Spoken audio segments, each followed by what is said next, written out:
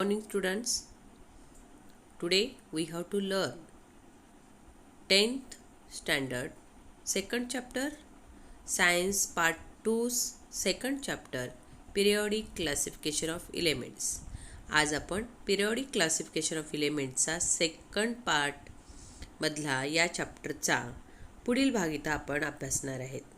मागील चॅप्टरमध्ये आपण सगळे कन्सेप्ट पाहिलेले आहेत. मॉडर्न पिरियॉडिक टेबलपर्यंत आपण अभ्यास केलेला आहे. मॉडर्न पिरियॉडिक टेबलमध्ये काय काय घटक आपल्याला लक्षात ठेवायचे ते आपण पाहिलेले आहेत. त्याच्या नेक्स्ट पार्ट आपण इथं पाहणार आहोत. चला तर मग पाहूयात नेक्स्ट पार्ट.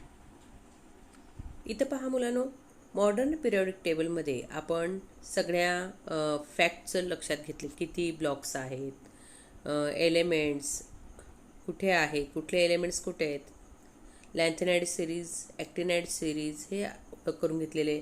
ट्रान्झिशन एलिमेंट्स कुठे आहेत, ग्रुप नंबर 3 to 12 मध्ये ट्रान्झिशन एलिमेंट्स आहेत हे पाहिलेलं आहे. अजून थोडीशी जास्तीची ओळख इथं करून घ्यायची. पहा आता इथं आपल्याला पाहायचं आहे फर्स्ट ग्रुपमध्ये जे मेटल्स आहेत, हायड्रोजन जे एलिमेंट्स आहेत, हायड्रोजन, लिथियम, सोडियम आहेत की नाही, हे सगळे या ग्रुपमधल्या सर्व एलिमेंट्सला म्हणलं जातं अल्कली मेटल्स. पहा नाव लक्षात घ्या, alkali metals. Group number first elements are also called as alkali metals. लक्षात घ्यायचं, तुम्ही पण पुस्तकात लिहायचं आहे तसं. ग्रुप नंबर 1 मधले सगळे अल्कली मेटल्स असतात. इथं पेन्सिलने असं लिहून घ्या तुमच्या बुकमध्ये, ठीक आहे. नंतर सेकंड ग्रुपमध्ये जे एलिमेंट्स आहेत त्याला म्हणलं जातं अल्कली अर्थ मेटल्स. त्यांना नावं दिलेली आहेत. लक्षात घ्या, अल्कली अर्थ मेटल्स. मी मोठ्या अक्षरात लिहिते, तुम्ही व्यवस्थित इथंच लिहा. सेकंड ग्रुपमधल्या एलिमेंट्सला काय म्हणलं जातं, आणखीन एक ओळख आहे, alkali earth metals. These elements are known as alkali earth metals and the elements in the first group are also known as alkali metals. Okay. त्यानंतर लास्ट जो ग्रुप आहे 18th ग्रुप, ज्याला 18वा ग्रुप म्हणतो, या ग्रुपमध्ये पण थोडीशी ओळख करून घ्यायची आहे. या ग्रुपमधल्या एलिमेंट्सला म्हणलं जातं हॅलोजन्स. काय म्हणलं जातं, हॅलोजन्स. पहा इथंच तुम्ही लिहून घेणार आहात, halogens. These elements are also known as halogens. Okay. Halogen ग्रुपमधले हे सगळे एलिमेंट्स आहेत ज्यांची व्हॅलन्सी ही 0 आहे. ओळख आहे आपल्याला, 18th ग्रुपमधल्या सर्व एलिमेंटची व्हॅलन्सी 0 आहे. आणि ग्रुप नंबरवरून आपण व्हॅलन्सी इलेक्ट्रॉन लक्षात घेतो. ग्रुप नंबर 1 मध्ये सर्व एलिमेंटची व्हॅलन्सी 1 आहे. ग्रुप नंबर 2 मध्ये सर्व एलिमेंटची व्हॅलन्सी 2 आहे. ग्रुप नंबर 3 मध्ये सर्व एलिमेंटची व्हॅलन्सी 3 असणार आहे. असं बघत गेलं की तुमच्या लक्षात येईल मुलांनो. अशा पद्धतीनं आपल्याला काही एलिमेंटची इथं ओळख झालेली आहे. पहा पुन्हा एकदा सांगते, the elements in the first groups are known as alkali metals, alkali elements. The elements in the second group are also known as alkali earth metals. The elements in the 18th group are known as halogens. Okay. तर अशा पद्धतीने हे लक्षात घ्या. त्यानंतर पुढे पहा. आता पाहूयात आपण जो महत्त्वाचा पार्ट आपल्याला पाहायचा तो पाहणार आहे. इथं पाहायचं आहे की या टेबलचं आणखीन काय वैशिष्ट्य आहे. 2 कॅरेक्टर मुलांना पाहायचे आहेत आपल्याला. 2 कॅरेक्टर्स कसे पहा, तुम्हाला इथं स्क्रीनवर सांगते. पहा, मध्येच ॲटॉमिक साईजनुसार चर्चा करायची आहे. ॲटॉमिक साईजचं काय इथं कसं आहे, ॲटॉमिक साईजेस ते लक्षात घ्यायचं आहे. तर मॉडर्न पिरियॉडिक टेबलमध्ये जर आपण लक्षात घेतलं ॲटॉमिक साईजचं, ॲटॉमिक साईज म्हणजे साईज, ॲटॉमची साईज. आता तुम्हाला माहिती आहे हायड्रोजनचा ॲटॉमिक नंबर 1 आहे. म्हणून त्याचं जर मी ॲटॉमिक स्ट्रक्चर ड्रॉ केलं तर हा न्यूक्लियस, रफ डायग्राम काढूयात, आणि हा 1 इलेक्ट्रॉन तिथं रिव्हॉल्व होतं आहे. तसंच हे फर्स्ट पिरियडमधलं जर विचार केलं तर दुसरा कोण आहे, हेलियम घ्या, हेलियम घ्या. असं विचार करत करत जायचं. आता ॲटॉमिक साईजचं जर म्हटलं, सोडियमचं जर म्हटलं तर कसं होईल हो. फर्स्ट हा न्यूक्लियस काढला, फर्स्ट ऑर्बिटमध्ये 2 इलेक्ट्रॉन्स, 11 आहे ना ॲटॉमिक नंबर. सेकंडमध्ये 8 इलेक्ट्रॉन्स. हां, आणि थर्डमध्ये किती? 1 इलेक्ट्रॉन. मला सांगा कुणाचा साईज मोठा झाला, हायड्रोजनची की सोडियमचा? अगदी बरोबर आहे. तुम्ही सहज म्हणू शकाल मॅडम इथं जास्त ऑर्बिट असल्यामुळे हा मोठा दिसतोय. कोण? सोडियम. मग ॲटॉमिक साईज हे कशावर डिपेंड आहे? तर किती ऑर्बिट्स आहेत त्याच्यावर डिपेंड असतं. जेवढे ऑर्बिट जास्त तेवढं त्याचं ॲटॉमिक साईज जास्त असणार आहे, साहजिकच आहे. मग ॲटॉमिक साईज हे आपल्याला इथं विचारत घ्यायचं आहे. ठीक आहे. ॲटॉमिक साईज मग आता जर म्हणायचं झालं तर ते रेडियसमध्ये मोजलं जातं. ज्याची रेडियस जास्त त्याचं ॲटॉमिक साईज जास्त. तुम्हाला माहिती आहे सर्कलचं रेडियस असतो ना, सेंटरपासून जो आपण पॉईंट दाखवतो सर्कलवरचा तो रेडियस. तर जेवढा रेडियस मोठा तेवढं ॲटॉमिक साईज मोठं असणार आहे. मग ॲटॉमिक साईज हे ॲटॉमिक रेडियसवर मोजलं जातं. हे लक्षात घ्या मुलांनो, इथं दिले पहा. ॲटॉमिक रेडियसमध्ये आपण मोजणार आहे. ॲटॉमिक रेडियस जेवढी मोठं तेवढं ॲटॉमिक साईज मोठं असणार आहे. हे सगळं वाचून बघा. ठीक आहे, लक्षात येईल. आउटर मोस्ट शेलपर्यंतचं रेडियस मोजायचं आणि ते सांगायचं. मला सांगा रेडियस मोजण्यासाठी सर्कल असेल आपल्या वहीमध्ये आपण ड्रॉ केल्यावर ते सेंटीमीटरमध्ये मोजतो पट्टीच्या सहाय्याने. बरोबर आहे हो की नाही? आता हा तर आपला ॲटॉम तर इतका सूक्ष्म आहे, इतका स्मॉल पार्टिकल आहे. मग त्याचं रेडियस मला सांगा सेंटीमीटरमध्ये मोजून चालेल का? नाही, तर खूप लहान युनिटमध्ये मोजावं लागतं आणि त्या युनिटला आपण म्हणतोय पिकोमीटर. तर ॲटॉमिक रेडियस जो आहे तो कुठल्या युनिटमध्ये मोजलं जातं? पिकोमीटर, PM सुद्धा म्हणलं जातं. ठीक आहे. आणि त्याच्याहीपेक्षा जर स्मॉलर असेल तर नॅनोमीटरमध्ये मोजतात. पिकोमीटर नॅनोमीटरमध्ये मोजलं जातं. त्याचं कन्व्हर्जन पण दिलेलं आहे. 1 पिकोमीटर म्हणजे किती असतं माहिती आहे का मुलांनो? 10⁻12 10⁻12 मीटर. म्हणजे एका मीटरचे 10⁻12 शून्य. वाचा 10⁻12 शून्य म्हणजे किती बघा. हे वाचा. हे मी अजून अंदाजे काढले. एका मीटरचे 1 मीटर म्हणजे 1 मीटर कापड माहिती आहे ना? 1 मीटर कापडचं किंवा 1 मीटर पट्टीचं, 1 मीटर पट्टी वगैरे तुम्ही कापड मोजताना वगैरे पाहिलं असेल. मोठं मीटर पट्टी असं आपल्या कंपासमधली पट्टी ही फूट पट्टी आहे, हे लक्षात घ्या. ते 1 मीटरचं नसतं. 1 मीटर म्हणजे साधारणतः 1 मीटरचं कापड अंदाजाने घ्या. 1 मीटरचे छोटे छोटे छोटे छोटे 10 भाग करा. 10 हे एवढे भाग करा. 10⁻12 शून्य. किती बारीक तयार होईल. आणि तोच म्हणजे 1 पिकोमीटर. म्हणजे एवढं स्मॉल युनिटमध्ये ते मोजलं जातं. सांगण्याचा उद्देश आहे.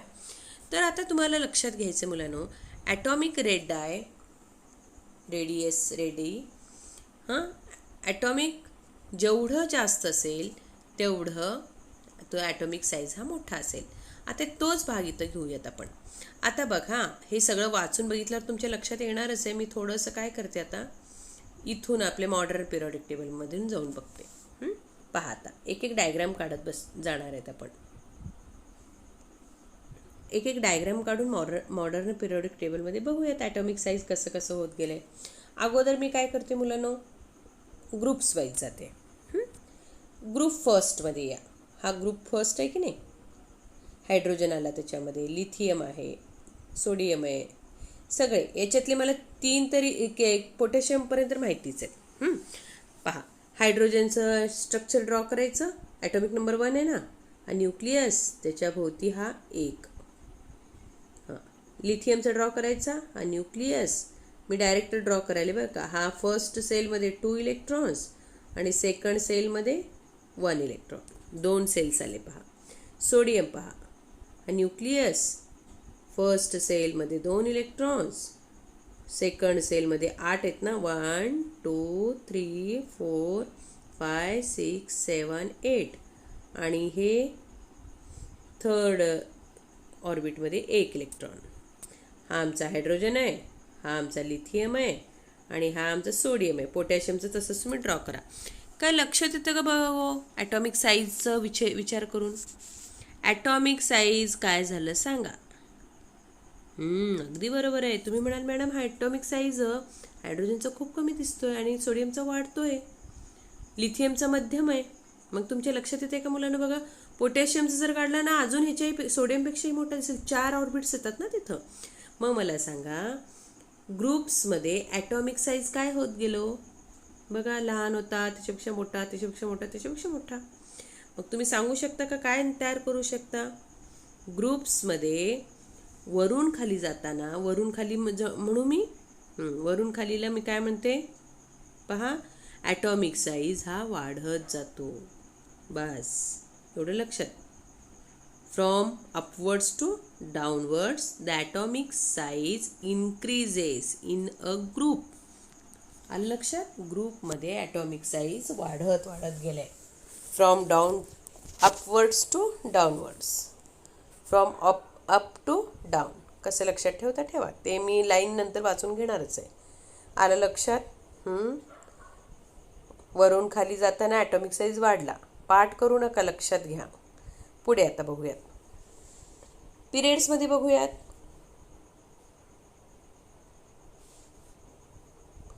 आता पिरियड्समध्ये बघूयात. फर्स्ट पिरियड हा सेकंड पिरियड, हो ना. फर्स्ट पिरियडमध्ये दोघं बघा, हायड्रोजन आणि हेलियम आहे. हायड्रोजन ड्रॉ करू, हा हायड्रोजन, त्याचा एक इलेक्ट्रॉन. हेलियम ड्रॉ करा, हा न्यूक्लियस आहे, 2 इलेक्ट्रॉन्स आहेत ना, 2 इलेक्ट्रॉन्स आहेत पहा. साईज बघा, साईज ॲटॉमिक साईजचा विचार करायचा आहे. ॲटॉमिक साईज दोन्हीचं सेम वाढतोय, हो ना. तुमच्यामध्ये सेम वाढतोय कारण ऑर्बिट्स एकच आहेत. आता बघूयात लिथियमचं, बघूयात लिथियमचं. न्यूक्लियस, फर्स्ट ऑर्बिटमध्ये 2 सेल्स आणि दुसऱ्यामध्ये 1 आहे.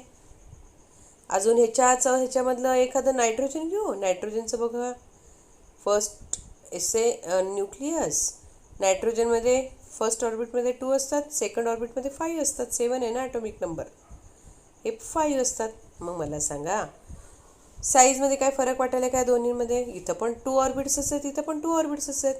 म्हणजे तुम्ही आता लक्षात घ्या मुलांनो, इथं ऑर्बिटची संख्या सेम आहे. फर्स्ट पिरियडमध्ये हायड्रोजन हेलियम आहेत. आडवं बघायलो बरं का आपण. हायड्रोजन हेलियमची साईज आपल्याला सेम दिसते आहे. सेकंड पिरियडमध्ये पण सेम दिसते, पण तसं नाही मुलांनो. काय होतं पहा, इथे 1 इलेक्ट्रॉन आहे हायड्रोजनमध्ये आणि इथे 2 इलेक्ट्रॉन आहे. काय होईल माहिती का, जेवढं इलेक्ट्रॉनची संख्या वाढते तेवढं न्यूक्लियस त्यांना आणखीन जोरात ओढतो, पुल करतो, त्यांना ओढून घेतो. त्यामुळं ॲटॉमिक साईज हे कमी होते. लक्षात घ्या, ताकद जास्त लावतो कारण त्याच्याकडे किती इलेक्ट्रॉन्स आले? 2 इलेक्ट्रॉन्स आले. इलेक्ट्रॉनची संख्या जेवढी वाढेल ना तेवढं ताकद वाढवतो न्यूक्लियस, कारण त्याचे पॉझिटिव्ह चार्ज पण वाढलेले असतात. न्यूक्लियसमध्ये पॉझिटिव्ह चार्ज असतात ना, ते पॉझिटिव्ह चार्ज काय करतो, त्या इलेक्ट्रॉनला आणखीन ताकदनी वाढतो. मग मला सांगा कुणाचं साईज जास्त होईल इथं, हायड्रोजनचा का हेलियमचा? बघा, हेलियममध्ये 2 इलेक्ट्रॉन्सला ओढायचं आहे, इथे 1च इलेक्ट्रॉनला ओढायचं आहे. अगदी बरोबर आहे. कुणाला जास्त ओढेल तो हेलियममध्ये, 2 इलेक्ट्रॉन्स असल्यामुळं ते जास्त ओढेल. मग मला सांगा जास्त ओढण्यामध्ये त्याचं आणखीन जवळ येतात, कॉन्ट्रॅक्ट होतो, ऑर्बिट जवळ येतो. एकच ऑर्बिट आहे पण जवळ येतो, थोडासा जवळ आल्यामुळं सांगा आता साईज काय होईल? साईज हायड्रोजनपेक्षा हेलियमची साईज ही कमी होईल. मुलांनो लक्षात घ्या. आलं लक्षात? मग पिरियड्समध्ये आपण सांगितलं की हायड्रोजनपेक्षा हेलियमची साईज कमी आहे. आता तसंच इथं बघूया, लिथियमचं काढलं ना. लिथियममध्ये किती इलेक्ट्रॉन्सला ओढून घ्यायचे? 3 इलेक्ट्रॉनला ओढून घ्यायचेत ना. फर्स्ट ऑर्बिटमध्ये 2 आहेत आणि लास्ट ऑर्बिटमध्ये 1च आहे पहा. इथं पहा, लास्ट ऑर्बिटमध्ये किती आहेत? 5 आहेत. मग कुणाला जास्त ओढायची ताकद लागेल?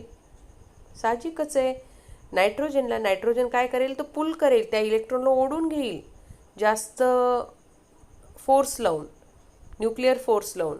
आणि त्यामुळं ह्या नायट्रोजनची साईज ही आणखीन कमी होईल. कोणापेक्षा?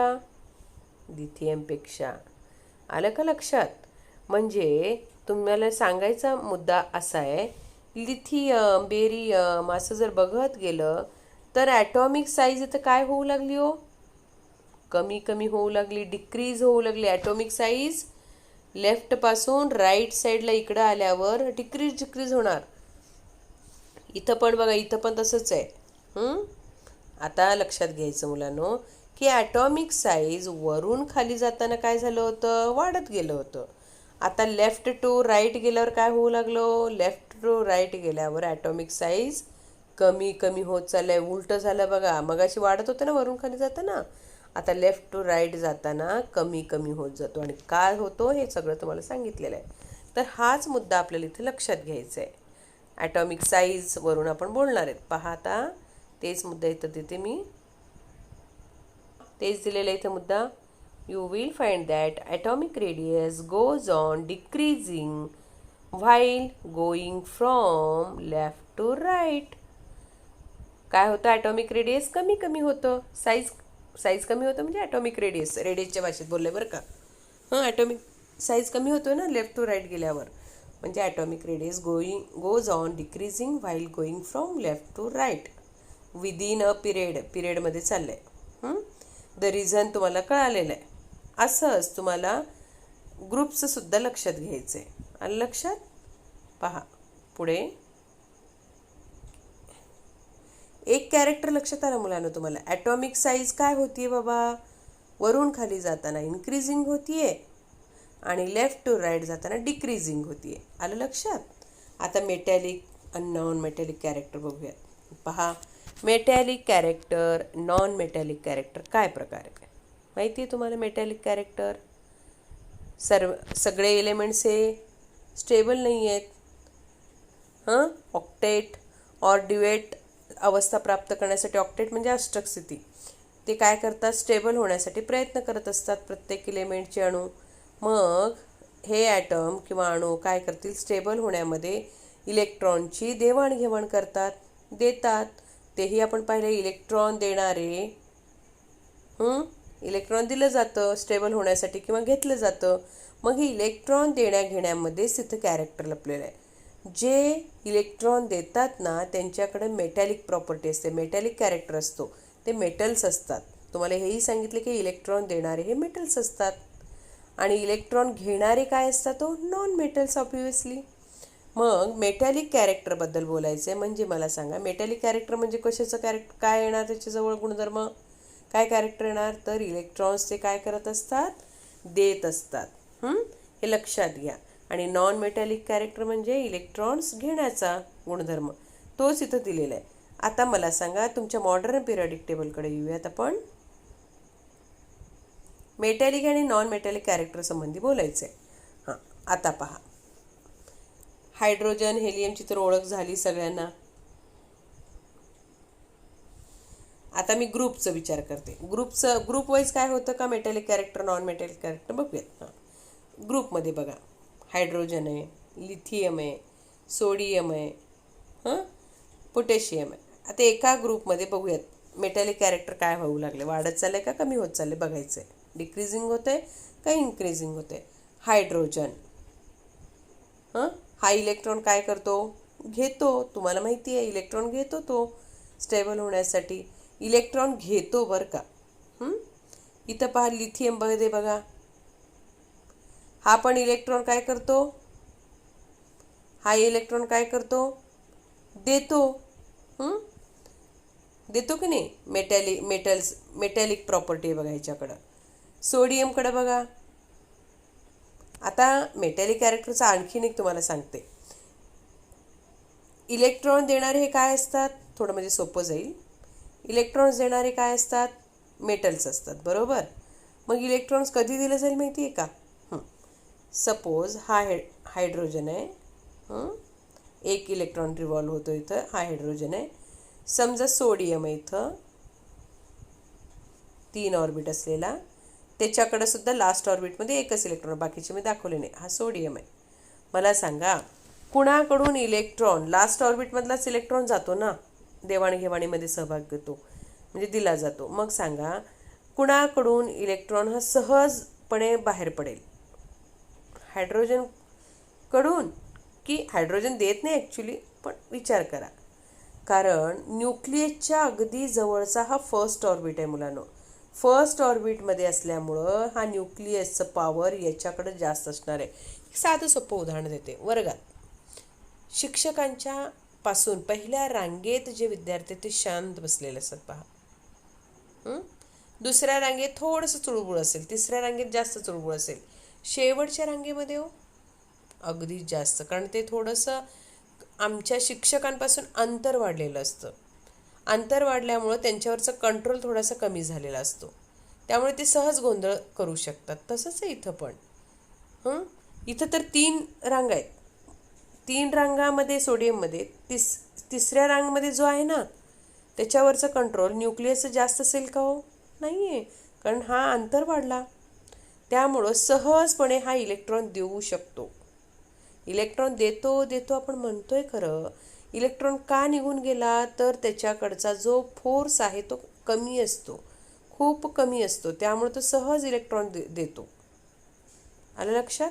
आणि का देतो, तर तो डिस्टन्स जास्त आहे न्यूक्लियसपासून. इथं पहा फर्स्ट ऑर्बिटमध्ये डिस्टन्स खूप कमी आहे, त्यामुळे ते सहजपणे देत नाही. मग मला सांगा, हायड्रोजनपेक्षा लिथियम सहजपणे इलेक्ट्रॉन देईल, आणि लिथियमपेक्षा सोडियम आणखीन छान देईल, कारण ऑर्बिट पुन्हा तिसरं ऑर्बिट आहे ना.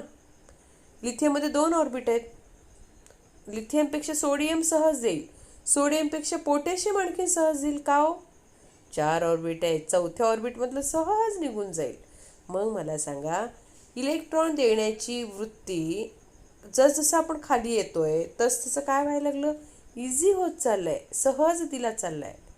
याचा अर्थ इलेक्ट्रॉन देण्याची ही जी कॅरेक्टर आहे ते वाढत चाललेलं आहे. म्हणून मी असं म्हणू शकते का, मेटॅलिक कॅरेक्टर वाढत चाललाय from upwards to downwards. Metallic character म्हणजे इलेक्ट्रॉन देण्याचं कॅरेक्टर. ठीक आहे, लक्षात येते का? बघा का दिलं गेलं हे लक्षात घ्या. Metallic character from upwards to downwards हा इन्क्रीजिंग होत चाललाय, म्हणजे देण्याची प्रवृत्ती वाढत चाललेली आहे. सोडियमपेक्षा पोटॅशियम सहज देतोय, पुढचे अजून सहज देतील. म्हणून आपल्याला असं लक्षात येईल मुलांनो, की जसं आपण खाली जाऊ तसं आपल्याला मेटल्स भेटायला लागतील. आलं लक्षात? कारण मेटॅलिक कॅरेक्टर तिथे वाढतोय. ठीक आहे, हा एक पॉईंट इथं लक्षात घ्या, मेटॅलिक कॅरेक्टर. आता नॉन मेटॅलिक काय होईल? मेटॅलिक कॅरेक्टर वाढतोय म्हणजे नॉन मेटॅलिक कॅरेक्टर ॲटोमॅटिकली कमी होणार, उलटं भाषेत बोललं तर.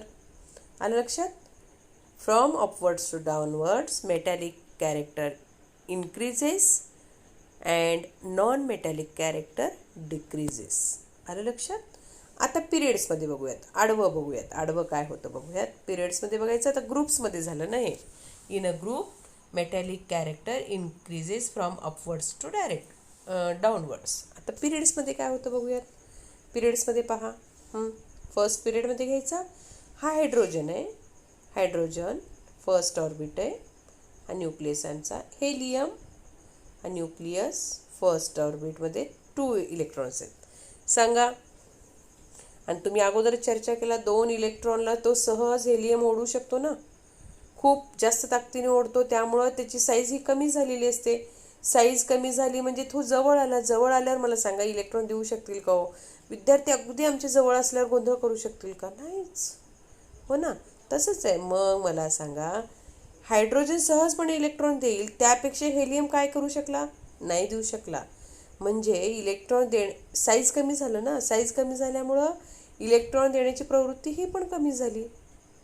मग मला सांगा, इथं पण बघा तुम्ही या सेकंड पिरियडमध्ये असंच आहे. जसजसं आपण लेफ्ट टू राईट जातो तसं काय होईल, इलेक्ट्रॉन देण्याची प्रवृत्ती ही कमी कमी होत जाईल. मग मी असं म्हणू का, in a period the metallic character decreases. मगाच्या विरुद्ध झालं. The metallic character decreases in a period while non metallic character increases होईल. मग कारण इलेक्ट्रॉन देण्याची प्रवृत्ती कमी झाली ना इथं. आलं लक्षात? तर अशा पद्धतीने मुलांनो तुम्हाला लक्षात घ्या, in a period metallic character decreases and non metallic character increases, आणि त्याच्या उलट in a group metallic character increases from upward to downward and non metallic character decreases. आलं लक्षात? पहा, तोच पॉईंट इथं आहे का बघूयात. इथं मॉडर्न पिरियॉडिक टेबलचं स्ट्रक्चर दिलेलं आहे. इथं पहा एक बाण दाखवलेलं आहे. First decreasing atomic radius, size कमी झाली ना. दुसरं increasing electronegativity and non metallic character. आता हे सांगते. इलेक्ट्रोनिगेटिव्हिटी म्हणजे काय? इलेक्ट्रॉन्स दिल्यावर त्याला पॉझिटिव्ह चार्ज तयार होतो, ज्याला आपण कॅटायन म्हणतो, हो ना. ते पॉझिटिव्ह चार्ज म्हणजे इलेक्ट्रोपॉझिटिव्हिटी. आणि जर निगेटिव्ह चार्ज तयार झाला तर त्याला म्हणतात इलेक्ट्रोनिगेटिव्हिटी. सांगा, इलेक्ट्रॉन दिल्यावर कुठला चार्ज तयार होतो आपल्यावर? पॉझिटिव्ह. म्हणजे इलेक्ट्रोपॉझिटिव्हिटी अँड मेटॅलिक कॅरेक्टर डिक्रीजेस, तसं दिलेलं आहे. डिक्रीजिंग इन्क्रीजिंग ऑर्डरमध्ये सांगितलेलं आहे. वरून खाली येताना पहा काय काय वाढतो. इथं काय काय वाढत जातं लक्षात आलं? कडे जाताना रेडियस कमी झाला. अजून काय? ॲटॉमिक साईज कमी झाला ना, म्हणून रेडियस कमी झाला म्हणलो. सांगा, मेटॅलिक कॅरेक्टर काय झाला? कमी झाला ना. आणि कुठला कॅरेक्टर वाढला? नॉन मेटॅलिक, म्हणून ते इन्क्रीजिंग नॉन मेटॅलिक कॅरेक्टर. आणि नॉन मेटॅलिक म्हणजे काय? इलेक्ट्रॉन घेण्याची प्रवृत्ती ना, म्हणजे पॉझिटिव्हिटी, निगेटिव्हिटी. इलेक्ट्रॉन घेणारे हे निगेटिव्ह असतात ना, निगेटिव्ह चार्ज तयार करतात. आणि पुढं बघा तिसरं काय दिलं आहे? काय काय पुन्हा वाढतं? इलेक्ट्रोपॉझिटिव्हिटी डिक्रीज होते आणि मेटॅलिक कॅरेक्टर वाढते. ते दिलेलं आहे, थोडक्यात ते दिलेलं आहे. इथं पण तेच दिलेलं आहे, तुम्ही वाचून बघा. आलं लक्षात? अशा पद्धतीने मुलांनो आपल्याला लक्षात ठेवायचं आहे. While going from left to right within a पिरियडमध्ये आडवं जाताना the outermost cell remains same, however the positive charge on the nucleus goes on increasing. हे सगळं दिलेलं आहे. तर लक्षात घेऊन बघा. इलेक्ट्रोनिगेटिव्हिटी सांगितलेलं आहे. इलेक्ट्रोनिगेटिव्हिटी म्हणजे काय? निगेटिव्ह चार्ज तयार होणं. आणि पॉझिटिव्हिटी म्हणजे काय? पॉझिटिव्ह चार्ज करणं. पॉझिटिव्हिटीमध्ये काय होतं? मेटॅलिक कॅरेक्टर असतो. निगेटिव्हिटीमध्ये नॉन मेटॅलिक कॅरेक्टर असतो. हे लक्षात घ्या. तर अशा पद्धतीनं इथं सगळं दिलेलं आहे. आणि लक्षात पुढे एक पार्ट दिलेलं आहे पहा. हॅलोजन फॅमिलीचं 18th ग्रुपमधले जे एलिमेंट्स आहेत ते सगळे काय आहेत? हॅलोजन्स आहेत. कोण कोण येतं बघा तसं? फ्लोरीन, क्लोरीन, हे सगळे, ब्रोमीन, हे सगळे हॅलोजन फॅमिलीमधले एलिमेंट्स आहेत. हे लक्षात घ्या. त्याच्याबद्दलही माहिती दिलेली ते लक्षात घ्या. अशा पद्धतीने मुलांनो तुम्हाला हा पाठ इथं शिकवलेला आहे. ठीक आहे. याच्यावरून काही क्वेश्चन आन्सर आहेत, ते तुम्ही नक्कीच सोडवा. हा भाग इथं समजला असेल एवढी आशा बाळगून मी इथंच थांबते. धन्यवाद. थँक्यू.